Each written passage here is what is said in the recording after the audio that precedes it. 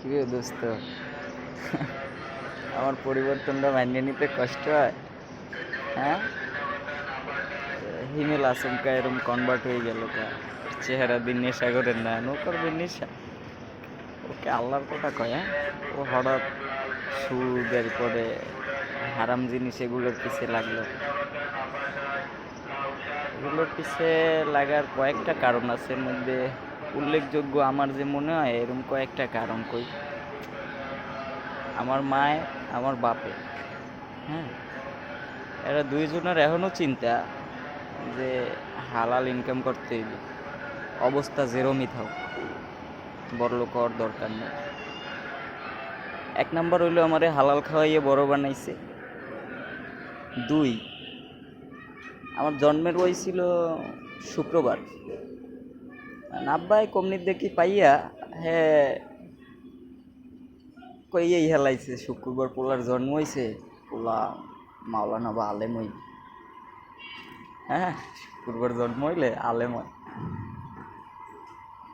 আর last একবারে যেটা সবচাইতে বেশি ধাক্কা দিছে, যেটার জন্যই পুরোটা, এটা হচ্ছে আমার বাপেরে আমি আমার মানে ছোটোকাল হইতেই দেখতেছি, যে হইতে বোঝা দিছি।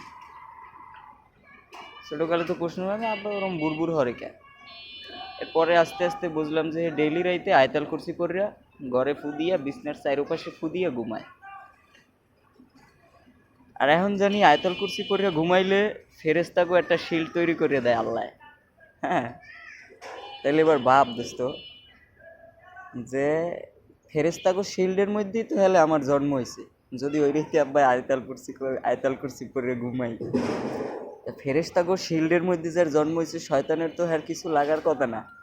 হ্যাঁ, শয়তান হেরে দেখলে ভয় পাওয়ার কথা। আলহামদুলিল্লাহ, শয়তান আমারে দেখলে ভয় পায়। আর এটা আমার বাপের দোয়ার ফল, আমার মায়ের কষ্টের ফল। তোরা হয়তো দেখতে আসছো আচমকা ইন্ট্রোভার্ট হয়ে গেছি। এটা তো দীর্ঘদিন ধরে আমার মনে আইতে হয়েছে নাকি, আজকের ইচ্ছা না রে ভাই। কমসে কম হইলেও 12 বছর তো হইল। তোর এসএসসির পর হইতে একটু একটু একটু একটু জমা দিছে, জমতে জমতে জমতে জমতে আজকের এই হিমেল। হ্যাঁ, হিমেল গাঁজা খাইছে ঠিকই, কিন্তু গাঁজা খাওয়ার পরে হিমেলের মাথায় চিন্তা আইছে, এই পৃথিবীতে কে আইছি? খালি খাইতে লইতে ঘুমাইতে,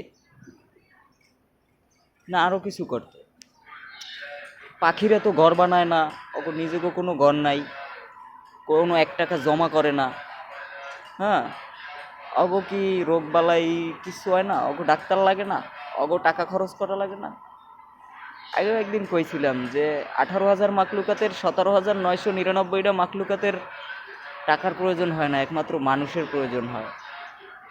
আর এটাই হচ্ছে দাজ্জালে ফিতনা, বুঝছো ব্রো? তোমাকে সবাইরে যদি একটা প্রয়োজন না থাকে, তোমরা ওদ্ধারে কেন যাবা? তোমাদের সেই প্রয়োজনটা বানাইয়ে দিছে। তোমরা ছবিতে দেখো গাড়ি বাড়ি আলিশান, তোমার বাস্তব জীবনে ওটা চাই। মানুষের চরিত্রটা হচ্ছে অনুকরণ প্রিয়, এজন্য আল্লাহ নবী পাঠাইছে মানুষ হিসাবে। নবীরে চাইলে তো আল্লাহ ফেরেস্তাও বানাইতে পারতো, তখন মানুষ কইতো আরে হে তো ফেরেস্তা, হ্যাঁ কি ফলো করবো।